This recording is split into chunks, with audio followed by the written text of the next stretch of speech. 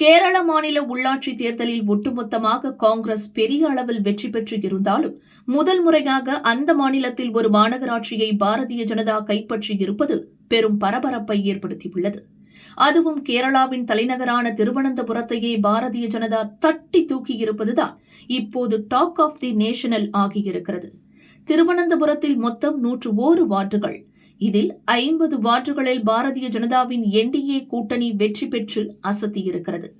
ஆளும் Marxist communist தலைமையிலான கூட்டணிக்கு 29 இடமும் காங்கிரஸ் கூட்டணிக்கு 19 இடமும் கிடைத்துள்ளன. சுயேட்சை வேட்பாளர்கள் 2 இடத்தில் வென்றுள்ளனர். ஒரு வார்டில் வேட்பாளர் இறந்ததால் அதற்கு ஓட்டுப்பதிவு நடக்கவில்லை.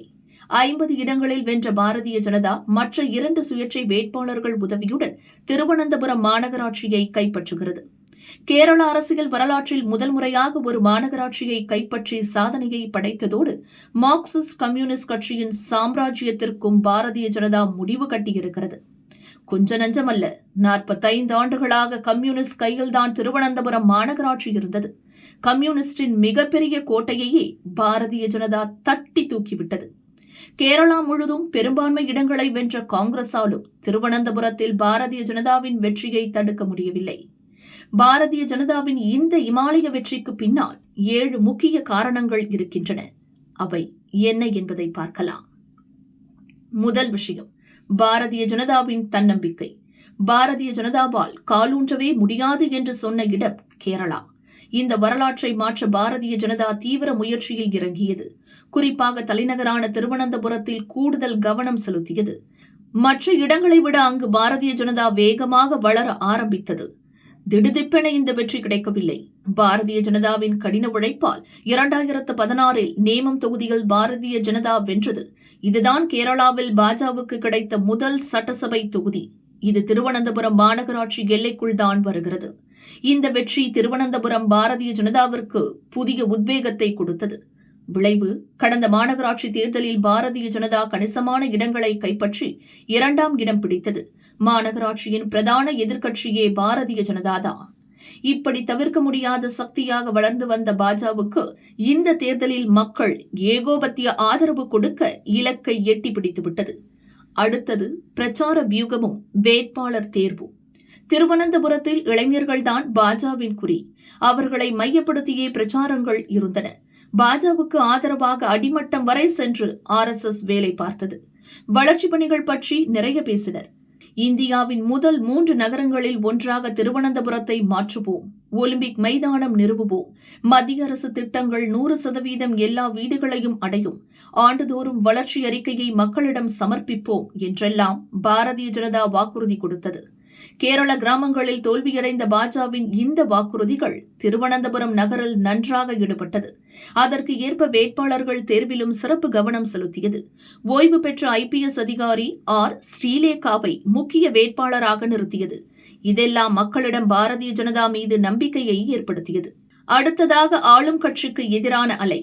கேரளா முழுவதுமே ஆளும் கம்யூனிஸ்ட் கட்சிக்கு எதிரான அலை இருப்பதை உணர முடிந்தது. குறிப்பாக திருவனந்தபுரம் மாநகராட்சியில் பெரிய அளவில் எதிர்ப்பு அலை வீசியது. 45 ஆண்டுகளாக இவர்களே மாநகராட்சியில் ஆட்சி செய்கிறார்கள், ஒரு மாற்றத்தை ஏற்படுத்தித்தான் பார்ப்போமே என்ற மனநிலை மக்களிடம் ஆழமாக வேரூன்றியது. வளர்ச்சி பணியில் இருந்த சுணக்கம், நிர்வாகத்தில் இருந்த குளறுபடிகள் தான் எதிர்ப்பு அலைக்கு முக்கிய காரணம். இந்த எதிர்ப்பு அலையை காங்கிரஸை முந்திக் கொண்டு பாரதிய ஜனதா கச்சிதமாக பயன்படுத்திக் கொண்டது. 4வதாக மேயர் ஆர்யா ராஜேந்திரன் சம்பாதித்து வைத்த சர்ச்சை. 2020 21 வயதில் மேயராக தேர்வு செய்யப்பட்டார் ஆர்யா ராஜேந்திரன். இந்தியாவிலேயே இளம் வயது மேயர் என்ற பெருமையை பெற்றார்.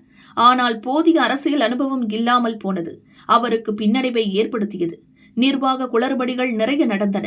அவரால் வளர்ச்சி பணிகளை மேற்கொள்ள முடியவில்லை. ஆர்யாவின் கணவர் சச்சின் தேவும் இளம் வயதில் MLA ஆனார். 2 பேரும் சேர்ந்து ஒரு சர்ச்சையில் சிக்கினர். காரில் சென்று கொண்டிருந்த போது முன்னால் சென்ற அரசு பஸ் தங்களுக்கு வழிவிடவில்லை என்று கொந்தளித்தனர். பஸ்ஸை முந்தி சென்று மடக்கி நிறுத்தினர். பஸ் டிரைவரிடம் கடும் வாக்குவாதம் செய்தனர். இது பெரும் சர்ச்சையாக வெடித்தது. இளம் வயது மேயர் என்ற பெருமை தொலைந்து அடாவடி மேயர் என்ற பெயர் கிடைத்தது. அவரது நிர்வாகத்தில் ஊழல் தலைவிரித்தாடுவதாகவும் எதிர்க்கட்சிகள் தீவிர பிரச்சாரம் செய்தன. இளம் வயது மேயர் என்பதால் மக்கள் மத்தியில் ஏற்பட்ட எதிர்பார்ப்புகளுக்கு ஏமாற்றமே மிஞ்சியது. எந்த அளவுக்கு அவர் மீது அதிருப்தி என்றால், இந்த முறை அவர் போட்டியிட சொந்த கட்சியே வாய்ப்பு அளிக்கவில்லை. அந்த அளவிற்கு அவர் மேல் அதிருப்தி. இதுவும் பாஜகவுக்கு சாதகமாகிவிட்டது. எல்லாவற்றுக்கும் மேல் ராஜீவ் சந்திரசேகரின் கடின உழைப்பு. இவர்தான் இப்போது கேரள மாநில பாஜகவின் தலைவராக இருக்கிறார். திருவனந்தபுரம் மாநகராட்சி தேர்தலில் நேரடி பிரச்சாரத்தில் தீவிரமாக ஈடுபட்டார். ஊழலற்ற வெளிப்படையான நிர்வாகம், திருவனந்தபுரத்தை மையப்படுத்திய வளர்ச்சிப் பணிகள் குறித்த உத்தரவாதத்தை மக்களுக்கு கொடுத்தார். 2026 சட்டசபை தேர்தலின் போது திருவனந்தபுரம் எல்லைக்குள் இருக்கும் நேமம் தொகுதியில் நானே நேரடியாக போட்டி போடப் போகிறேன் என்று அறிவித்தார். கடந்த லோக்சபா தேர்தலின் போது கூட நேமம் சட்டசபை தொகுதியில் பாஜகவுக்கு நிறைய ஓட்டு கிடைத்தது. ராஜீவ் சந்திரசேகரின் இந்த அறிவிப்பு தொண்டர்களுக்கு புதிய உத்வேகம் கொடுத்தது. அவர்கள் தீவிரமாக தேர்தல் பணியாற்ற உதவியது. இதெல்லாம் தான் பாஜக வெற்றிக்கு உதவியதாக அரசியல் நிபுணர்கள் கூறுகின்றனர்.